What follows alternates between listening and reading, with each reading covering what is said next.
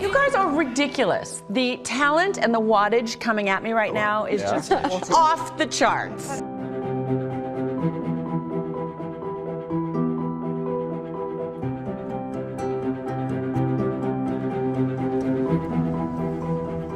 If she weren't a beauty queen, they wouldn't really be interested in trying to solve her murder. Sí, porque como el machismo aquí en Honduras, fueron dos mujeres, si las mataron porque andaban en fiesta, me imagino que eso, pero no debe de ser así.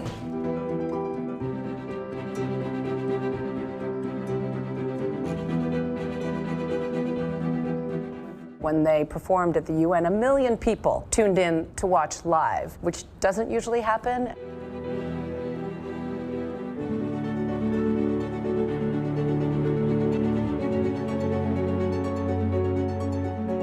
And you can see the outpouring here, candles and flowers blossoming on the sidewalk in front of Gold Spa behind me, and notes in Korean, and alongside the Stop the Hate hashtags, handwritten notes that say, "We stand with our neighbors."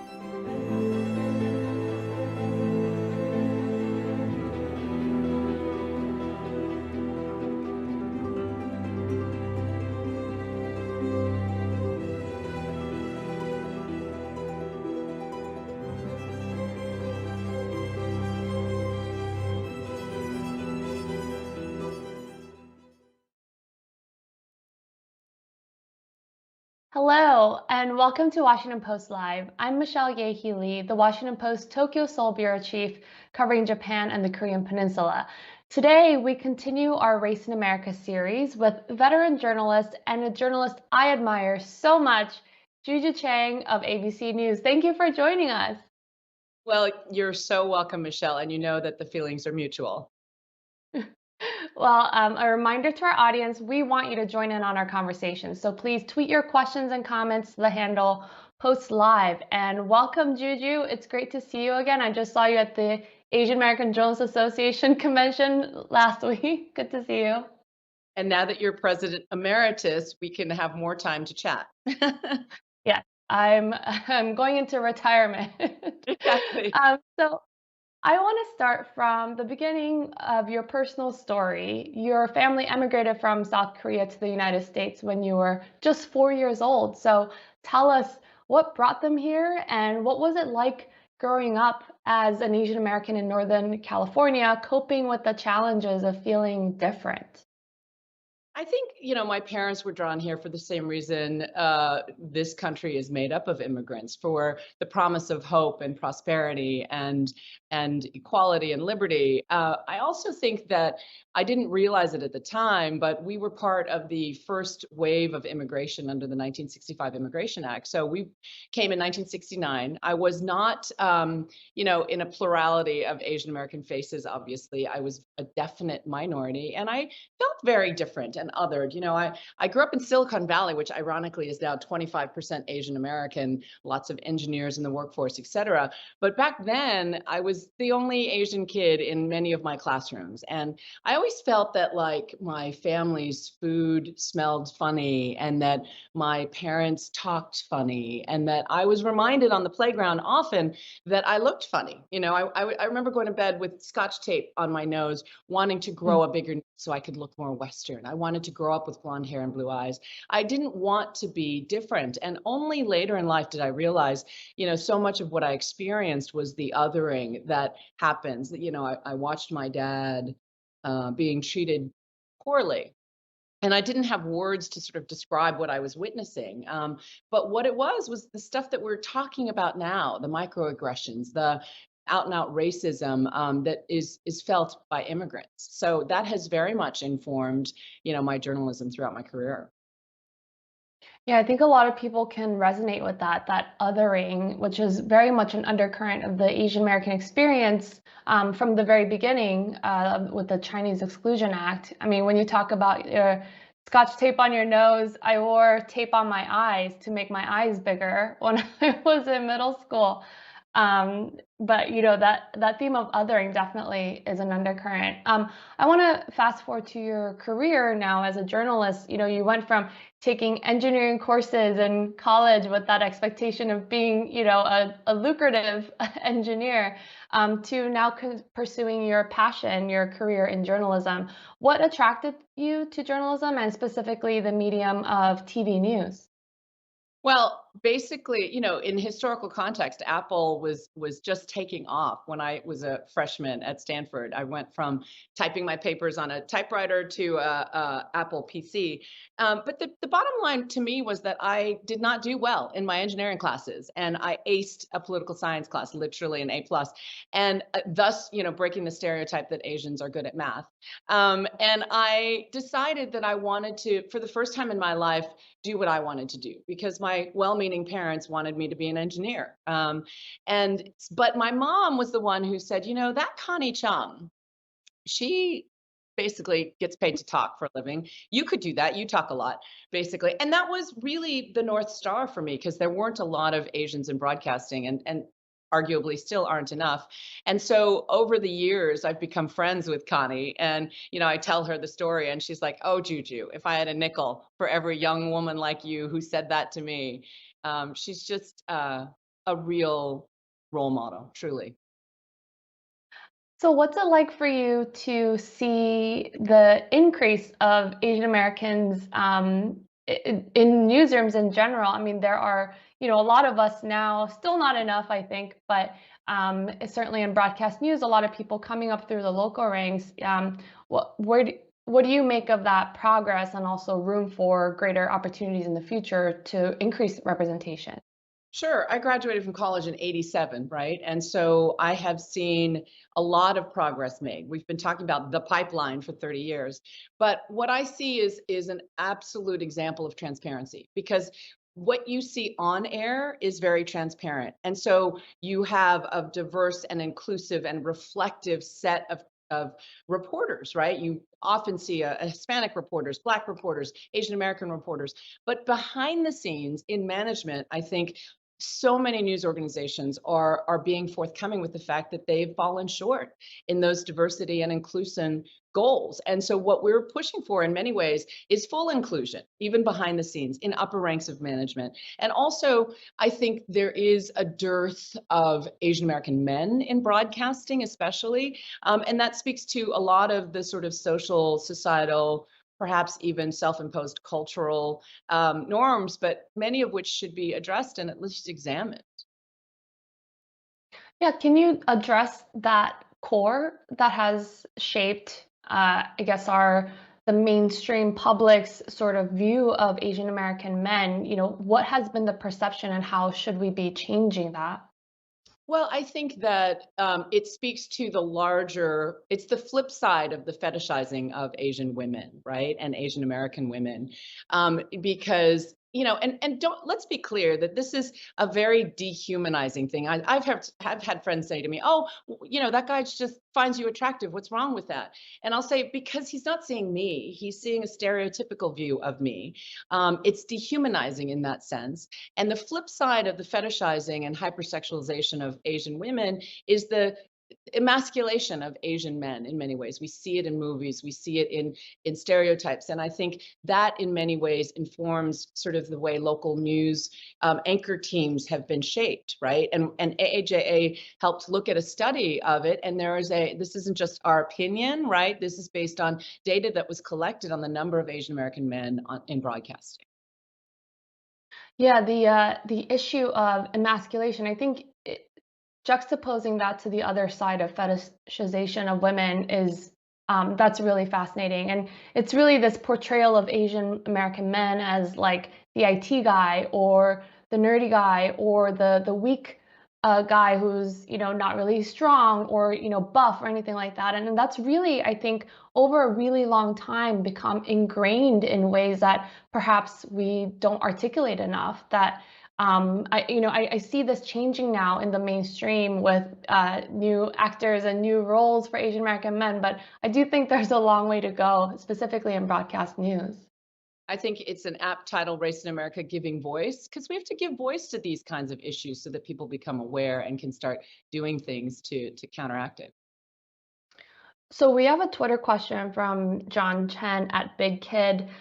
From your seat, Juju, what do you think needs to happen to get more APIs into executive positions, both from APIs and allies? This like really gets to something that I know you feel very passionate about.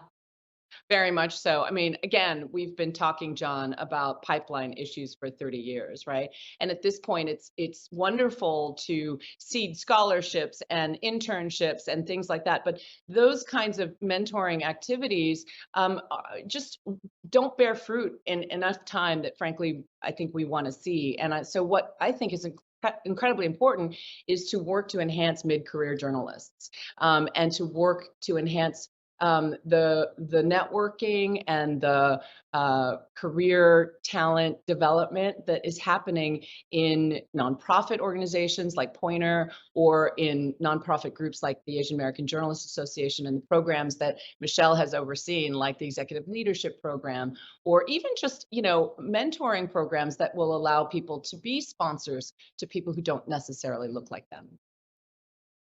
Right. I think the pathway up once you hit a certain point in your mid-career becomes a little less clear. Early career, you get the reels and you get the job and you work your way up, but then at a certain point, it becomes soft skills and trying to develop that pathway into the highest levels of leadership. And with not enough diverse talent up there, it's sometimes hard to know what the path is for everyone else. So that's definitely a big issue. Absolutely. And I think breaking down those unconscious biases are so important. So we talk about the bamboo ceiling, right? And I made mention of the fact that 25% of Silicon Valley engineers are Asian American. But if you look into the management ranks, the C-suite, the leadership ranks, it's often low single digits, and the invisibility of Asian Americans is very strong in the upper levels.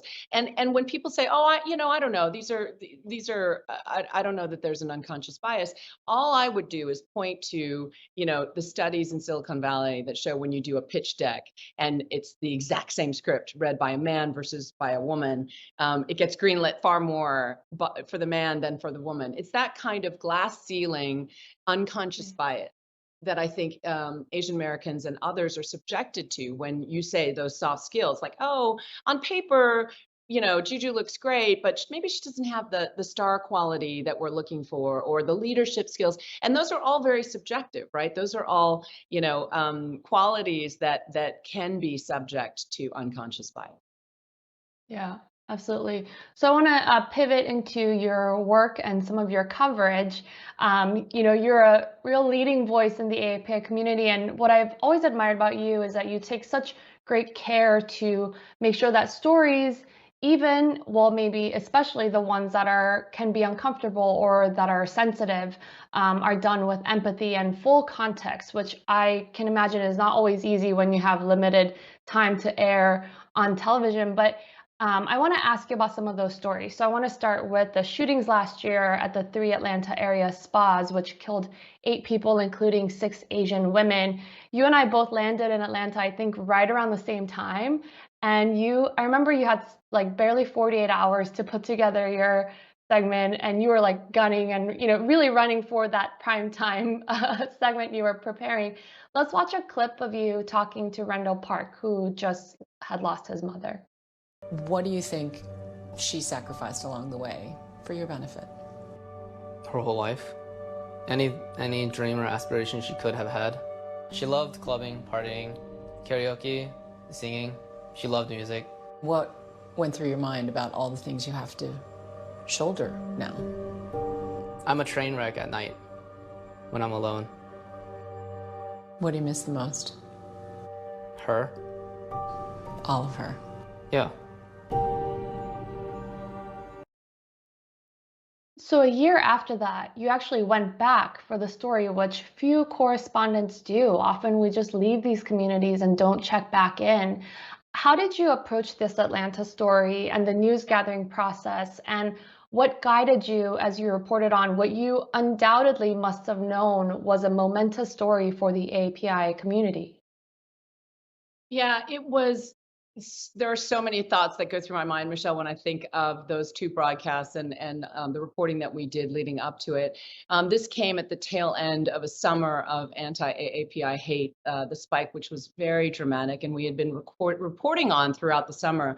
And so when the shootings happened, I think people in the broader community, it was a wake-up call, and it was absolutely a galvanizing event in the NHPI community. And I think we ended up, this is another example of why representation in the newsroom matters. It was me and Eva Pilgrim who spoke up on a network-wide editorial call, and we voiced our very strong feelings around the Atlanta shooting.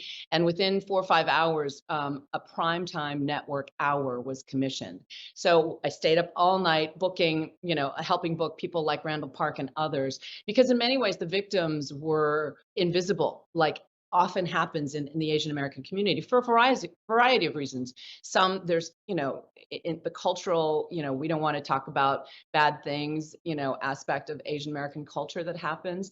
Also the fact that there's a language barrier, often there's a cultural barrier or a mistrust of media. So it was very difficult to get these stories out in the mainstream media. I flew in, and I remember flying in that morning of Friday, and the primetime, show was airing that night. And I was getting ready to go to Randy's house. And I thought to myself, I can't believe we have to crash this primetime hour in 48 hours. And then I realized, actually, no, this is the culmination of 30 years of reporting that I've done, right? How many mass shootings have I been to and covered and talked to family members who are in severe shock and grief, right? I've been to Vegas and Newtown and Pulse nightclub in Orlando, right? I'd done stories about human trafficking, so I understood the complexities of, sex work and what that means, and obviously lived and experienced the immigrant suffering and sacrifices in my own family. And that lived experience and all of that reporting, I helped found an organization for Korean Americans in New York, which helped me understand, how wrong the model minority myth is about Asian Americans, when 1 in 4 Korean Americans in Northern Jersey are uninsured. So many are undocumented. Many are invisible because they're delivering Chinese food dinners or painting nails in salons or working 6 days a week in the liquor store. And they're invisible to the broad street, because instead what you see are crazy rich Asians, right? Or this perception that we're a model minority. All of that went into reporting the Asian American spa shootings in Atlanta. So when I sat down with Randy Park, I brought all of that with me, right? And so, we interviewed 2 victims' children. One was a Chinese American whose mother had immigrated and had like a rice cooker in the back and scrimped and saved and went to school at night to become a licensed massage therapist. And she had signs on the wall, I saw them, that said no sex, and she was absolutely adamant that that was not going to take place in her establishment. Randy's mom, was a different story. Randy's mom told him that she worked in a beauty salon, but he said when he became a teenager, he felt that there was something shady going on. And so he confronted her. So we talked about this confrontation on national television, where he said, basically, I said, what did you say to your mother? And he looked at me. I mean, you have to understand, I have a son about his age, and he looked me in the eye and he said, would you tell your son if you worked in a place like this? And I just sort of sat there for a second. I knew what my answer was, but I'm a journalist. I said, that's a really good question, Randy. And he said, I talked to her and I said, I don't like that you lied to me about what we were doing. He said, I also don't like the fact that you might be unsafe. I don't like that. But in the same conversation, this incredibly young, poised man said, but I won't shame you about your decisions, because of what you saw in that little clip, because of all the sacrifices he knew that his mother made for him. So when he put up a little GoFundMe request, by the time I got there, there was this one headline in the Daily Beast that said, Randall Park calls BS on the sheriff of Cherokee County, who said, the shooter, in his initial interview said, he was addicted to sex. He was trying to get rid of his addiction. And therefore, this was not about race, this was about sex. And so Randy says, BS. And by the time, you can look at it now, but by the time the end of the week happened, he had raised $1.7 million on GoFundMe. If you Google it now, Randy Park and GoFundMe, it's over $3 million. And I was like, what is going on? And so I'm like scrolling through all of the donations, $50, $75. These are all small dollar donations. There was no big, like, let me give you $1 million check, right? And they were all written by either immigrants or people who had compassion for immigrants. And they said things like, I see you, Randy. I see your mother's sacrifice. I'm so sorry for your loss. My mother worked in a, nail salon. My mother worked in a, fill in the blank. And I understand the sacrifice that your mother made, and I'm so sorry.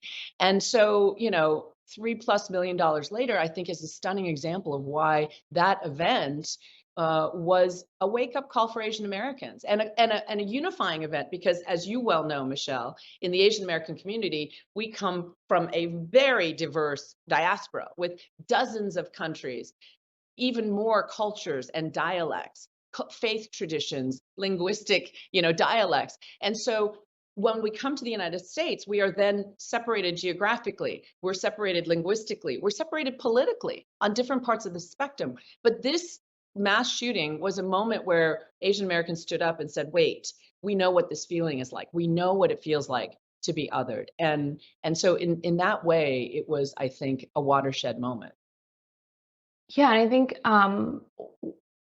you were really able to pull that out of Randall and also the other families, even under that tight deadline, because you had that perspective and the historical context. And it's really, I mean, it's hard for me to overstate how big of a feat that was for you, for journalistically, to be able to draw that out, given all of the complexities that were surfacing right around that time of, the really internalized, perceptions of Asian American women that were surfacing. But I also want to turn to a different story and then take a Twitter question. I want to ask you about Vilma Carey, the Filipino-American woman who was brutally attacked while she was on her way to church in Manhattan, and she was shouted at with racial expletive as well. And this was one of the many stories that you had covered relating to anti-Asian violence. And Vilma turned the assault into something that is empowering for the AAPI community. And I know that this interview was not the easiest for you to secure, but it also ended up being very memorable for you. So tell us about that story, and then what you took away from that experience about how the AAPI community should be responding to this ongoing anti-Asian hate and violence. Vilma Carey is such a heroine to me. She's a Filipino American, and she, the hallmark of her attack, sadly, was that it was captured on surveillance camera, and there were scenes of lobby personnel closing the doors as the attack was going on and on the sidewalk in front. And we spoke to the building, and they said, oh, that tape was taken out of context, et cetera, et cetera. There's more to the story, so we left it at that. But what her attack showed was the intersectionality of so many issues that happen in so many of these attacks, right? She was attacked by a man who had just been released from prison for killing his own mother, who had a long history of mental illness and was having a psychotic break. He punched her, shoved her, kicked her. She broke a hip. Her pelvis was broken. She had head injuries. And he said something to her at the time, something like, you Asian blank blank, you don't belong here. And her daughter is an accomplished professional, and her daughter decided to, her name is Liz, decided to take that expletive and take some of the GoFundMe money that they received in the wake of the attack and empower that what happened and turn victimhood into something powerful. So she collected stories of belonging from the Asian American community, and they had a pop-up museum in the Museum of Chinese in America, and they put up beautiful art and turned it into an organization called AAPI Belong, taking the attacker's words and turning it on its head. But when I spoke to Vilma finally, after months of rehab, and she was walking gingerly, and she sat down, and I said, Vilma, I know you were headed to St. Patrick's Cathedral when you were attacked. Did you make it? And she said, yes, I went. And I said, what did you pray for?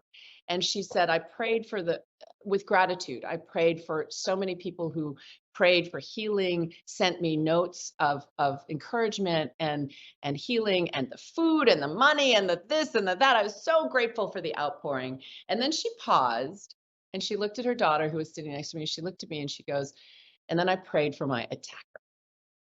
And I was telling you this last night, Michelle, but I mean, there are multiple cameras on this interview, and I'm sure the camera on me captured this. Because I said, why did you do that, Vilma? And she said, because whatever was going on in his mind at the moment, I wanted to give him peace. And I thought, what an incredible gesture, right? So beautiful in literally fighting hate with love, but also in that moment, talking about what is it in our culture that sends these unconscious messages to disordered minds. When somebody walks into a grocery store in Buffalo and kills a dozen African-American people with hate in their disordered mind, where are those messages coming from, and what can we do to combat that?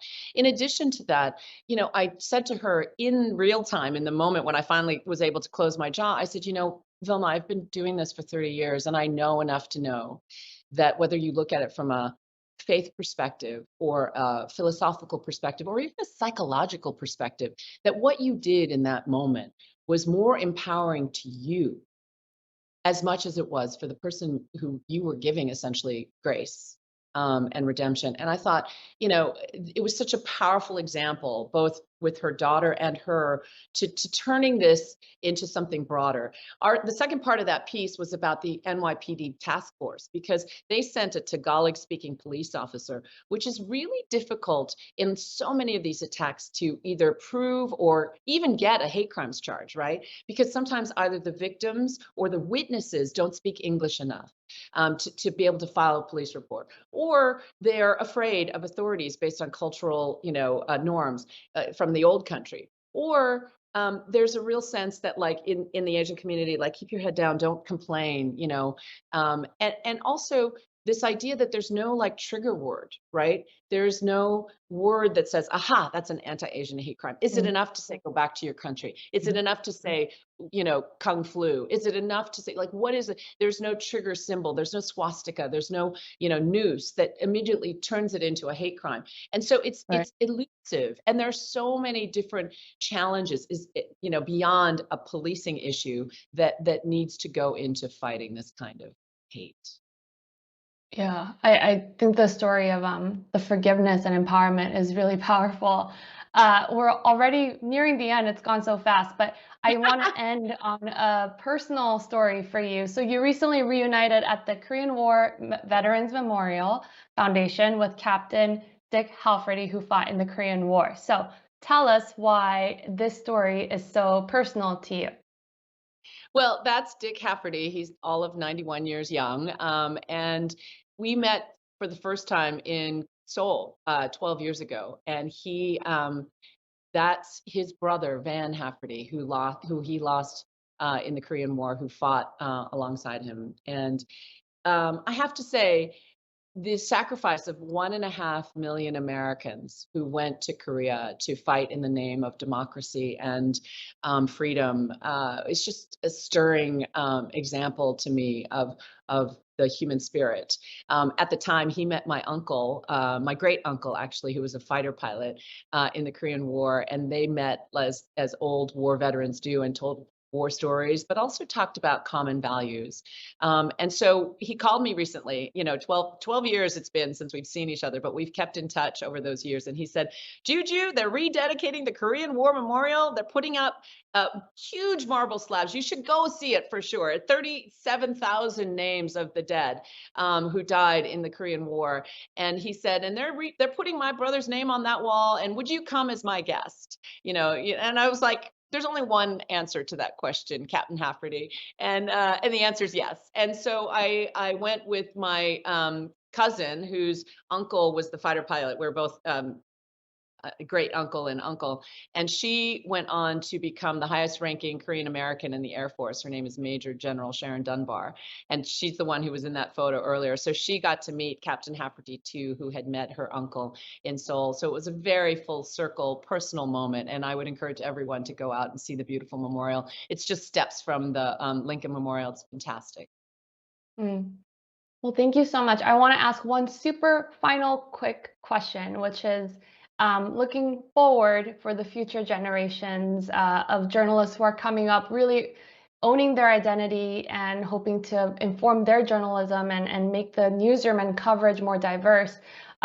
What's your advice to these upcoming journalists, especially those who want to be working alongside other communities of color, other marginalized communities, since you have been a longtime advocate of allyship and solidarity?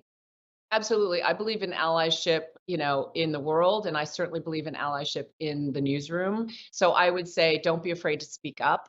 Don't be afraid to be in solidarity with others in the newsroom. But mostly, be unafraid to embrace your identity. Because for many years early on, I wanted to fit in and be one of the guys, and now I realize the virtue of my lived experience is actually a superpower. Whether it's my experience of being a mom or a working mom, or my experience of being an immigrant in this country, they all help inform and give context to the stories that I do.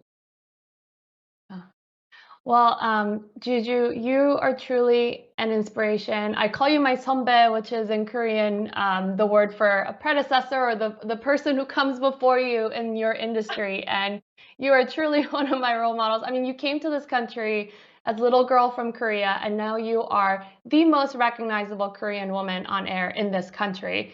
So I, really thank you for the example you've set for all of us. And thank you so much for joining us today. We really appreciate your insight. Oh, thanks for having me, Michelle. And absolutely, this is a mutual admiration society that goes on. I adore you. Thank you. And thank you to all of you who have joined us and also sent in your Twitter questions. Thanks for watching today. To check out what interviews we have coming up, please head to WashingtonPostLive.com. I'm Michelle Ye Healy. Thank you so much for watching.